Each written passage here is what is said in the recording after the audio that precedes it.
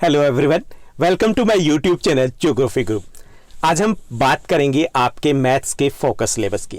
Focus syllabus कौन सा होता है? वो सिलेबस जो आपकी डीओई की तरफ से रिलीज किया गया है, यानी इन टॉपिक्स के ऊपर हमें फोकस करना है। आपके टीचर्स भी क्लासरूम में इन्हीं टॉपिक्स के ऊपर फोकस करने वाले हैं। आपका सिलेबस थोड़ा और श्रिंक हो गया है, थोड़ा और ईजी हो गया है, आपका प्रेशर थोड़ा और कम हो गया है। यानी आप अब अपने अकॉर्डिंग अपना शेड्यूल है वो प्लान कर पाओगे। थोड़ा सा टाइम आपको ज़्यादा मिल पाए, क्योंकि सभी सब्जेक्ट्स में ऐसा हुआ है कि आपका सिलेबस हो थोड़ा सा टॉपिक्स है वो फोकस जो टॉपिक है वो रिलीज़ कर दिए गए। आपका जो एग्ज़ाम होगा, चाहे वो मिड टर्म हो या एनुअल एग्ज़ाम होगा, वो इन्हीं टॉपिक्स पर बेस्ड रहेगा। यानी आपके लिए अब 90 या 95% स्कोर करना थोड़ा और ईजी हो जाएगा, आपको रिवाइज करना थोड़ा और ईजी हो जाएगा। तो अगर आपको ये लगता है कि मुझे 90 या 95% स्कोर करना है और क्वेश्चंस भी आए हैं जो पीछे हमने डिस्कस किए हैं बाकी सब्जेक्ट के फोकस सिलेबस को, तो आपके क्वेश्चन ये भी रहते हैं कि सर अगर 90 या 95% का हमारा टारगेट है तो क्या ये काफ़ी रहेगा? तो ये मोर देन इनफ रहेगा, यानी कि आप 90 या 95% ईजिली स्कोर कर सकते हो। ओनली आपको इन्हीं टॉपिक्स के ऊपर फोकस करना है। आपका जो मैथ्स का सिलेबस है जिसको हम डिस्कस करें, ये हमें हमारी एक स्टूडेंट है अदिति कंवर, उन्होंने प्रोवाइड किया। Thank you very much Aditi, आपने इतना कोऑपरेट किया, इतना सपोर्ट किया, और जिसके कारण हम बाकी स्टूडेंट्स के साथ भी ये शेयर कर पा रहे हैं। उन्होंने ही सबसे पहले रिक्वेस्ट की थी कि हम इस टाइप से सिलेबस है वो डिस्कस करें। तो चलिए हम देखते हैं मैथ्स में हमारे कौन से टॉपिक्स हैं जिन पर हमें फोकस करना है। तो यहाँ पर सबसे पहले हम फर्स्ट चैप्टर की बात करेंगे और इसमें फोकस्ड टॉपिक्स रहेंगे, उनकी बात करेंगे। तो रियल नंबर जो काफ़ी इजी चैप्टर है आपका, इसमें आपको decimal, expansion of real numbers, operation on real numbers, rationalisation of denominator और लॉज ऑफ द एक्सपोनेंट्स, यानी कि ये 4 टॉपिक रहे हैं जो काफ़ी इजी हैं। इनके ऊपर आपको फोकस करना, बाकी छोड़ दीजिए। उसके बाद सेकेंड जो आपका चैप्टर है पॉलिनोमियल्स, इसमें आपके 3 चैप्टर्स रहे, क्लासिफिकेशन ऑफ द पॉलिनोमियल्स, और उसके बाद जीरोस और एलग्राफिक जो आइडेंटिटीज हैं जिनके ऊपर आपको फोकस करना है।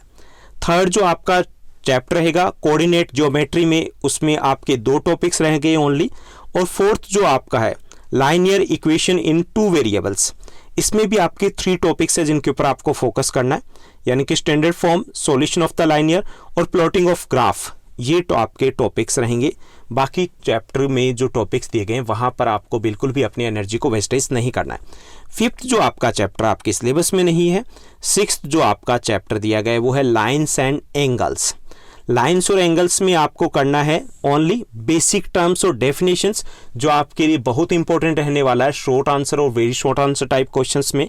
प्रूव करना आपको if 2 lines intersect vertically opposite angles are equal, ये प्रूव करना है। एक इजी सा एग्जांपल कर लोगे तो ये कवर हो जाएगा। ऐसे ही आपका थर्ड जो टॉपिक है यहाँ पर है जिसके ऊपर फोकस करना है, प्रूव करना है the sum of the angles of a triangle is 180 degree. बहुत आसान है और ये कंफर्म रहने वाला है आपके एग्जाम में। उसके बाद 7th जो आपका चैप्टर है ट्राइंगल्स, उसमें आपके पास ओनली 2 टॉपिक्स ही रह गए, एक को प्रूव करना है और दूसरे में आपको टर्म्स डिस्कस करनी है। 8th जो आपका चैप्टर है क्वाड्रिलेटरल्स, उसमें मिड पॉइंट थ्योरम है, मोटिवेट उसी को ही करना, अकेली मिड पॉइंट थ्योरम है वही डिस्कस करना, बाकी छोड़ दीजिए। उसके बाद 10th 9th हमारे सिलेबस में नहीं है।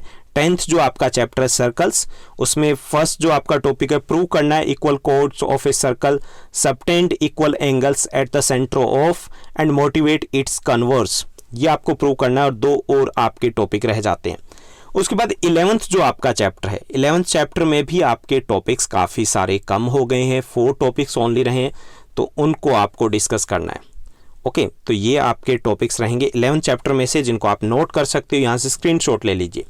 उसके बाद 12th जो चैप्टर है उसमें हमारे पास area of triangle by the Heron's formula, ये हमें करना, केवल एक ही छोटा सा टॉपिक रह गया है, यानी कि नाम का ही ये चैप्टर रहा है। उसके बाद 13th जो हमारा चैप्टर है उसमें हमारे पास 2 टॉपिक रहे, surface area and the volume है, तो उसके 2 टॉपिक्स हैं, surface areas of the cube, cuboid, cone, cylinder, sphere, hemisphere, ये रहे, और ऐसे ही वॉल्यूम इन सभी की निकालनी है। तो ये बेसिक से कंसेप्ट है जो आप पहले भी कर चुके हैं, जिनको आपको रिवाइज करना है। उसके बाद 14th जो हमारा चैप्टर रहेगा उसमें आपको करना है स्टैटिस्टिक्स में frequency distribution of table and bar graph से रिलेटेड क्वेश्चंस रहने हैं लॉन्ग आंसर टाइप क्वेश्चन में, तो अच्छे से तैयार कीजिएगा। और प्रोबेबिलिटी जो इजी है, बहुत इजी चैप्टर है, इंटरेस्टिंग भी है, तो इसमें बेसिक टर्म्स आपको करनी है, conditions related to the probability करनी है, questions based on the probability है, इनको रिवाइज करना है। तो ये आपके टोटल 15 चैप्टर्स है, जिनमें से 2 टोटली मिसिंग है और बाकी बहुत सारे ऐसे चैप्टर्स हैं जिनमें बहुत कम टॉपिक्स आपके अब रहेंगे।